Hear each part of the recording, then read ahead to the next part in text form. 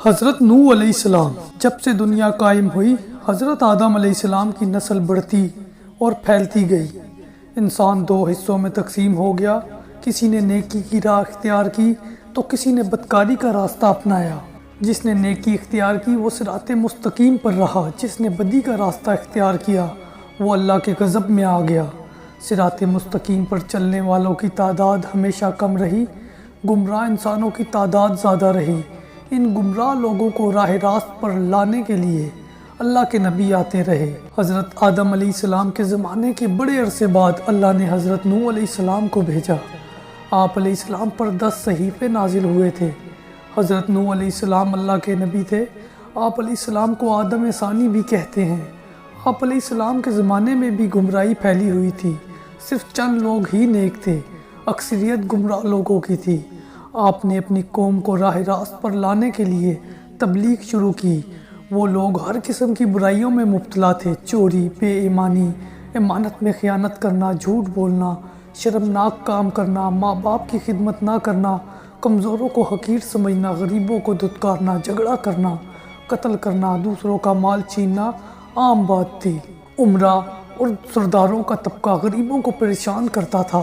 اس کے علاوہ وہ لوگ بتوں کی پوجا کرتے تھے، بتوں کو خدا کا درجہ دے رکھا تھا۔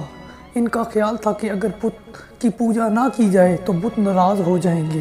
ان کے نزدیک جو بت کی پوجا نہیں کرتا وہ جاہل اور احمق ہے۔ انہوں نے 4 بت بنا رکھے تھے جن کے نام بدھ، سوا، یغوث، نصر تھے۔ حضرت نوح علیہ السلام اپنی قوم کو دعوت حق دیتے، اچھے کاموں کے کرنے کا حکم دیتے، برے کاموں سے روکتے۔ وہ کہتے کہ بتوں کی پوجا نہ کرو، صرف ایک اللہ کی عبادت کرو جو سارے جہان کا پروردگار ہے۔ وعظ نصیحت کی غرض سے ایک روز آپ علیہ السلام نے ضیافت کا اہتمام کیا۔ ضیافت میں ہر حیثیت اور طبقے کے لوگ شریک تھے۔ آنے والے مہمانوں میں غریب بھی تھے، امیر، سردار بھی تھے۔ صاحب حیثیت اور سردار غریبوں کے ساتھ اٹھنا بیٹھنا پسند نہیں کرتے تھے، انہیں حقارت سے دیکھتے تھے، نفرت کرتے تھے۔ لیکن حضرت نوح علیہ السلام نے سب کو یکجا کر دیا۔ لوگوں نے ضیافت کا اہتمام کا سبب دریافت کیا تو آپ علیہ السلام نے فرمایا، بھائیوں، ہماری قوم کے لوگوں میں بگاڑ پیدا ہو گیا ہے۔ سب سے بڑی خرابی یہ ہے کہ طاقتور طبقہ کمزور پر حاوی ہوتا جا رہا ہے۔ جو کمزور ہے وہ بھی ہمارے بھائی ہیں۔ تم غریبوں کے ساتھ اٹھنا بیٹھنا پسند نہیں کرتے، تم ان سے نفرت کرتے ہو۔ ان میں جو بھوکا ہوتا ہے کھانا نہیں کھلاتے۔ اگر کوئی پیاسا تم سے پانی مانگتا ہے تو تم پانی نہیں پلاتے۔ اگر کوئی بیمار ہو جاتا ہے تم ان کی عیادت نہیں کرتے۔ تم اپنے ماں باپ کی خدمت نہیں کرتے۔ دوسروں کا مال ناجائز طور پر کھاتے ہو، دوسروں کی ملکیت پر قبضہ کرتے ہو۔ یہ تمام شیطانی کام ہیں۔ اس کے علاوہ تم اپنے ہاتھوں سے بنائے ہوئے بتوں کی پوجا کرتے ہو۔ یہ بت تو تمہاری ہی طرح مخلوق ہیں اور یہ تو تم سے بھی کمتر ہیں۔ یہ کہاں کی عقل مندی ہے؟ میں تمہیں ایک بڑے عذاب کی خبر دینے آیا ہوں۔ مہمانوں میں سے ایک شخص نے کہا، عجیب شخص ہمیں کہنے چلا ہے کہ ہم اپنے معبودوں کو چھوڑ دیں، عبادت نہ کریں۔ حضرت نوح علیہ السلام بولے، میں یہ نہیں کہتا کہ عبادت چھوڑ دو، عبادت کرو صرف اس ہستی کی جس نے ساری دنیا پیدا کی، جو مارتا ہے اور جلاتا ہے۔ ایک نے کہا، نوح علیہ السلام تو ایسا کہتے ہی رہتے ہیں، ہم اپنے معبودوں کے خلاف باتیں سننے کے لیے نہیں آئے، ہم تو وہ کرتے ہیں جو ہمارے باپ دادا کیا کرتے تھے۔ آخر میں لوگ مجلس سے اٹھ کر جانے لگے۔ ایک مرتبہ حضرت نوح علیہ السلام ایک راستے سے گزر رہے تھے کہ ایک بوڑھا نظر آیا۔ وہ بہت لاغر تھا، چلنے کی تاب نہیں تھی۔ حضرت نوح علیہ السلام نے دریافت کیا کہ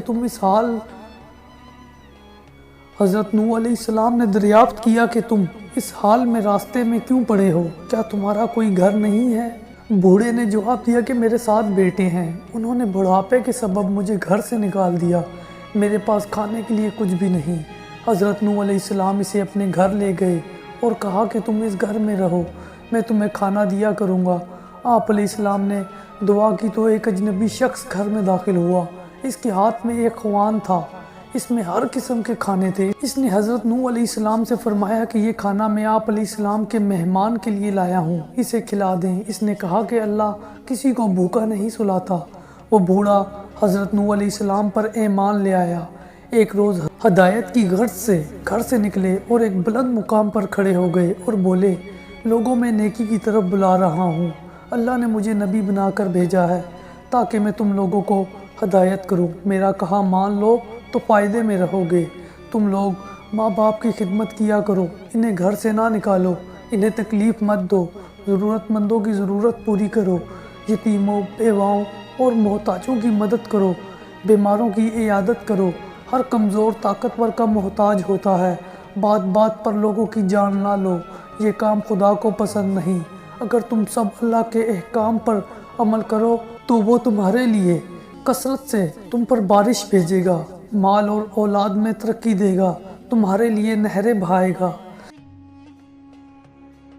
حضرت نوح علیہ السلام ہر ایک شخص کے پاس جا کر ہدایت کرتے، کبھی کبھی اجتماع سے بھی خطاب کرتے۔ ایک مرتبہ ایسا بھی ہوا کہ حضرت نوح علیہ السلام ایک راستے سے گزر رہے تھے تو کچھ لوگوں نے آپ علیہ السلام کا راستہ روک لیا اور مارنے کے در پر ہو گئے۔ کچھ لوگوں نے پتھر بھی برسائے۔ ایک شخص آگے آیا، لوگوں سے کہا کہ تم اسے کیوں مارتے ہو؟ اس نے تمہارا کیا نقصان کیا ہے؟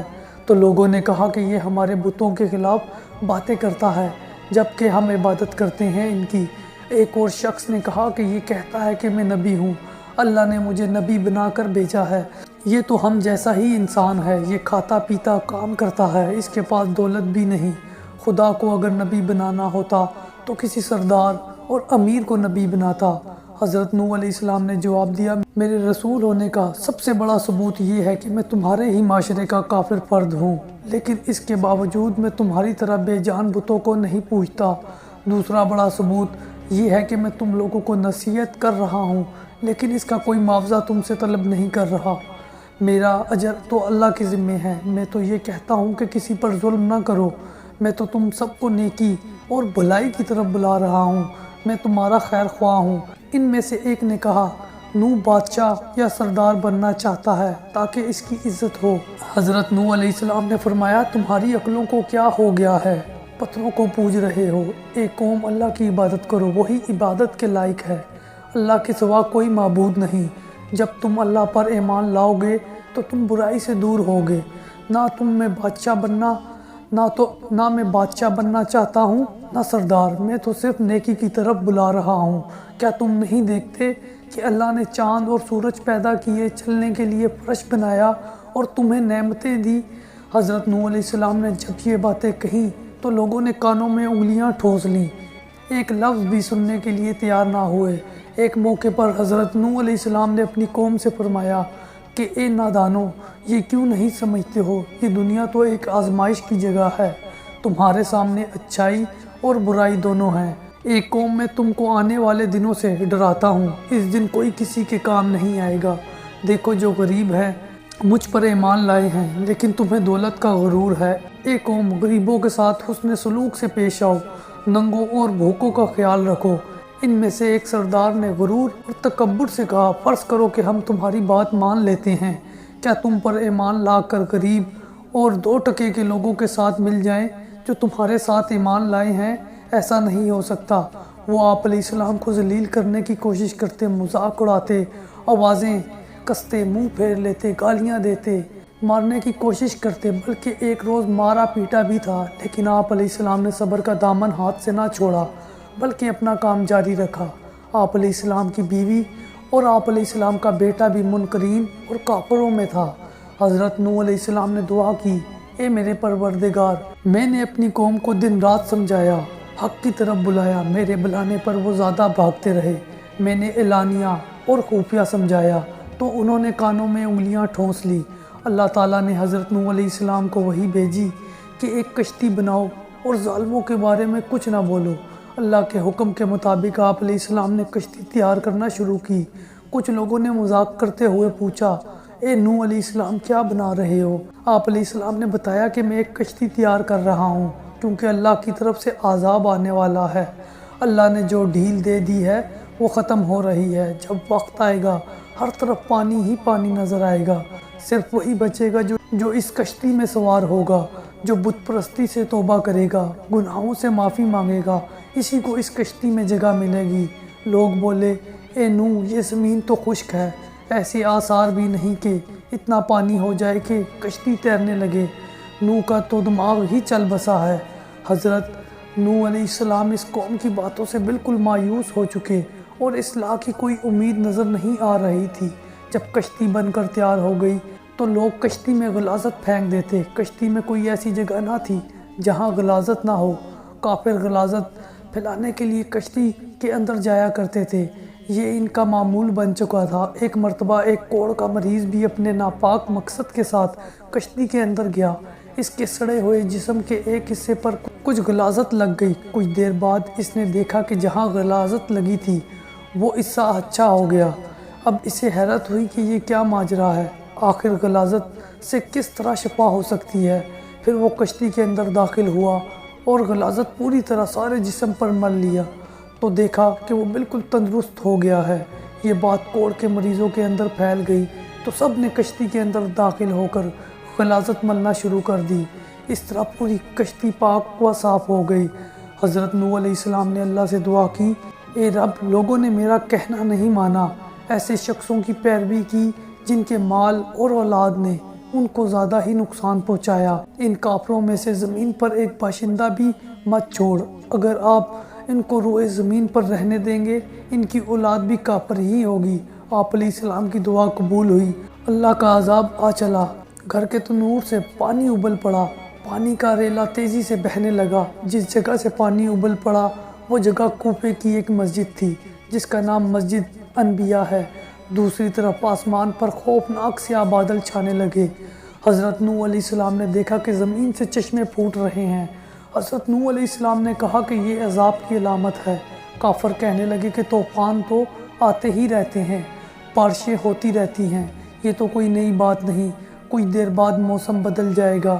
دیکھتے ہی دیکھتے ہوا کا تیز جھونکا آیا جس سے ہر چیز ہل گئی، پھر پانی برسنا شروع ہوا۔ بارش میں اتنی شدت تھی جیسے کہ آسمان نے اپنا تمام دروازے کھول دیے ہوں۔ حضرت نوح علیہ السلام نے ایمان والوں سے کہا کہ کشتی میں سوار ہو جاؤ۔ اللہ نے فرمایا کہ ہر قسم کے جانوروں کا جوڑا بھی کشتی میں سوار کرا لو۔ حضرت نوح علیہ السلام نے اللہ کے حکم کی تعمیل کی، ہر جانور کا جوڑا سوار کرا لیا گیا۔ کشتی میں ایک علیحدہ جگہ پر سب جانوروں کو بند کر دیا گیا۔ طوفان چلنے لگا، بارش سے ندی نالے اور زمین پر پانی بھر گیا، پھر زمین کے ہر حصے میں پانی بہنے لگا۔ اب حضرت نوح علیہ السلام کا جہاز تیرنے لگا، پانی اونچا ہو رہا تھا۔ حضرت نوح علیہ السلام کی نظر جب بیٹے پر پڑی تو آواز لگانے لگے، بیٹا اب اس کشتی میں سوار ہو جاؤ، تمہاری جان بچ جائے گی، اب کافروں کا ساتھ چھوڑ دو۔ تو بیٹے نے جواب دیا کہ میں پہاڑ کی اونچی چوٹی پر چڑھ جاؤں گا، پانی وہاں تک نہیں پہنچے گا۔ تب حضرت نوح علیہ السلام نے اللہ سے اپنے بیٹے کے بارے میں سفارش کی کہ میرا بیٹا ڈوب رہا ہے، یہ تو میرے ہی خاندان کا ہے، تیرا وعدہ سچا ہے۔ اللہ نے فرمایا کہ وہ تیرے خاندان والوں میں سے نہیں ہے، تیرے گھر والے تو وہ ہیں جو تجھ پر ایمان لائے ہیں۔ روایات کے مطابق بارش مسلسل 40 دن تک ہوتی رہی، جو کچھ زمین پر تھا سب ڈوب گیا، کافروں کا کام تمام ہوا۔ جو لوگ حضرت نوح علیہ السلام پر ایمان لائے تھے وہ کشتی میں سوار ہو کر بچ گئے۔ کشتی کوہ جودی پر جا کر ٹھہری جسے ارارات بھی کہتے ہیں۔ کشتی میں سب سوار تھے۔ اسی دوران حضرت نوح علیہ السلام کو ایک فاختہ نظر آئی، اس کی چونچ میں زیتون کے درخت کا پتا تھا۔ یہ امن و سکون کی علامت تھی، یعنی پانی اتر چکا ہے۔ کوہ جودی یا ارارات مشرقی ترکی میں ہے، یہ 16,900 فٹ بلندی ہے جو برف سے ڈھکی رہتی ہے۔ روس کی سرحدیں بھی اس سے ملتی ہیں۔ اس پہاڑ کو ناقابل تسخیر خیال کیا جاتا ہے، لیکن 1929 میں جرمن ماہر طبیعیات جون جیکب نے کافی کوششوں کے بعد اسے سر کر لیا۔ کچھ عرصے پہلے ہزاروں سال کی جمی ہوئی برف کا تودہ گرنے سے کشتی نوح علیہ السلام کا ایک حصہ برف سے نکلا۔ کئی ہوابازوں نے اس کی تصویریں لیں۔ ایک اور معلومات کے مطابق 1929 میں ماہر آثار قدیمہ وبلی اور اس کے ساتھی نے عراق کے قریب اور کے مقام پر طوفان نوح کے آثار دریافت کیے۔ انجیل مقدس کتاب پیدائش کی روایت کے مطابق طوفان نوح کا واقعہ وادی دجلہ و فرات سے متعلق ہے۔